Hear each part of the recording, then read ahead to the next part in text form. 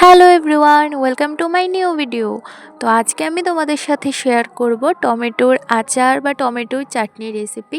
আর এই চাটনিটা তোমরা যে কোনো রুটি বা ভাতের সাথে খুবই মজা করে খেতে পারবে। তো তার জন্য আমার লাগবে এখানে অনেক কটা টমেটো, আর আমি খুব লাল লাল দেখে টমেটোগুলো নিয়েছিলাম। তারপর অল্প একটু জল আর অল্প একটু নুন দিয়ে টমেটোটা সেদ্ধ করে খোসাটা ছাড়িয়ে আমি এটাকে একটু স্ম্যাশ করে নিচ্ছি।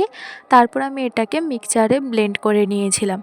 তো দেখো আমার স্ম্যাশ করা হয়ে গেছে। আর এখন আমি এখানে একটা মশলা তৈরি করছি। এটার মধ্যে আছে মোটা জিরে, চিকন জিরে, তারপর অল্প একটু মেথি আর কালো জিরে কয়েকটা। তো মশলাটাকে আমি ব্লেন্ড করে নিয়েছিলাম পরে। আর এখন আমি কড়াইতে দিয়েছি তেল। এখানে কিন্তু আমি সর্ষের তেল ইউজ করেছি, আর তেলের মধ্যে দিয়েছি শুকনো লঙ্কা আর রসুনের ফোড়ন। শুকনো লঙ্কাটা তোমরা তোমাদের ইচ্ছে মতো দেবে, যে যতটা ঝাল খেতে পছন্দ করো। তো তারপর আমি পেস্ট করে রাখা টমেটোকে দিয়ে দিয়েছি। টমেটোটা দেওয়ার পর খুব ভালোভাবে জাল দিতে হবে, আর এই সময় চুলার আঁচটা কিন্তু একদমই হাই ফ্লেমে থাকবে।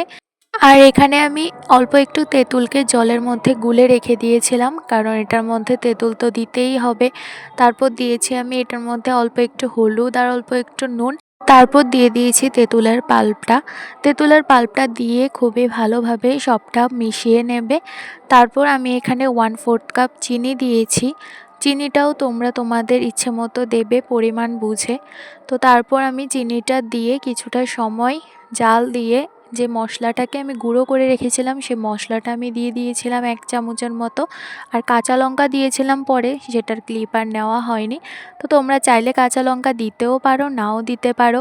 তো আমার আজকের আচার তো একদম রেডি। এই আচারটা কিন্তু রুটি দিয়ে, ভাত দিয়ে খুবই দারুণ লাগে। অবশ্যই তোমরা এই রেসিপিটা একবার বাড়িতে ট্রাই করবে।